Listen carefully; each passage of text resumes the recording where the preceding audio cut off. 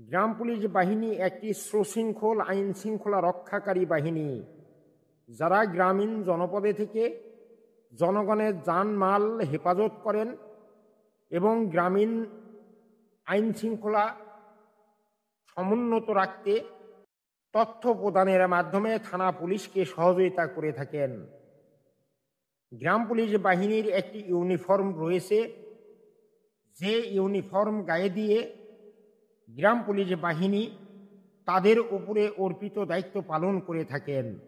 সেই ইমানি ইউনিফর্মটি গায়ে দিয়ে রাজপথে দাঁড়িয়ে গ্রাম পুলিশ সদস্যরা আন্দোলন করবে, এটি দেশবাসীর কাছে শোভনীয় নয়।